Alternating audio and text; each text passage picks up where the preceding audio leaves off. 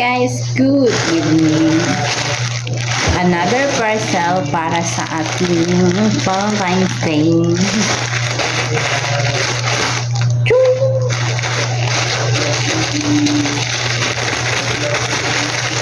Anong oras na magabi na?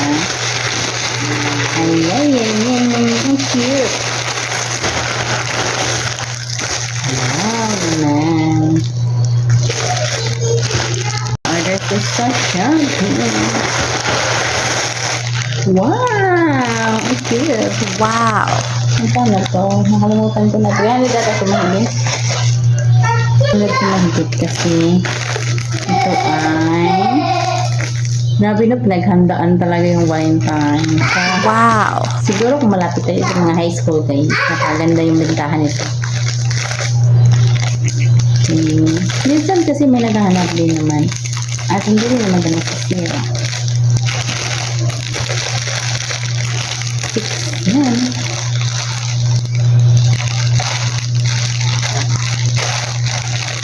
Ang cute! So, may bata na. Yung na akong banggaan. Kasi andito tayo sa loob ng bahay. Wow! Wow! Wow! Another paninda. Yes, very cute. Wow! Mama, mama, mama, mama. Ito naman ay dumating ng hapon. Anim na surprise. Ito ay gabanda rin ng 20 yung isa. Tag 8 yung pakunan.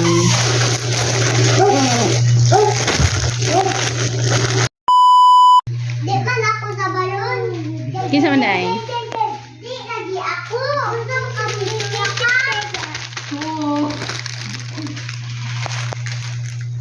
Mati no. Ha?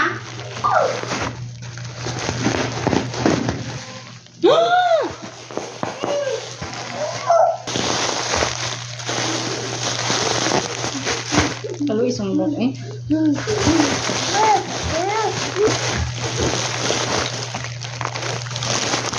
Kastilan, gusto po niya mo-appeal.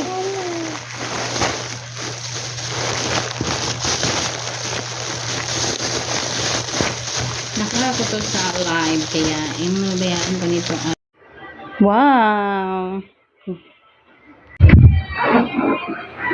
Almost 1 week ko rin itong inantay eh. Kasi syempre, pre-order ito. Kaya 7 days. Pero mas maganda talaga guys, kung mag-order kayo sa Shopee, of course, agahan nyo ng kaunti. Kasi syempre, may mga birya pa yan sa delivery eh. Hindi natin alam kung kailan darating. Kaya, mas mabuti pag malayo-layo pa kung ano yung mga okasyon, mag-early order kayo kung may plan kayo na mag-order sa mga online shop. Itong mga ganitong items guys, dagdag kita din to sa ating mga sari-sari store kasi syempre makaka-income tayo nito ng hindi man masyadong malaki pero at least meron dagdag na income, di ba? Kasi alam naman natin na pag sari-sari store, kung ano na lang yung iniisip natin, lalo na pag nandito tayo sa online shopping, hindi lang pang sarili natin yung order natin, mag-isip din tayo ng mga pangdagdag na pagkakakitaan, dagdag tinda at yung mabebenta talaga. Kasi syempre mas maganda yung store natin pag may mga pakulo din tayo sa ating mga customer. Hindi lang tayo nag-focus sa mga fast moving items. Syempre dapat meron din tayong mga non-fast moving items kasi masasanay yung mga customer natin pag may mga items tayo na ganyan eh. Ang sarap sa pakiramdam na pinupuntahan ka lang ng customer kahit malayo na yung lugar niya or kahit malayo-layo na yung bahay niya, pinupuntahan ka talaga niya kasi alam niya na may tindahang ganyan dito sa store mo.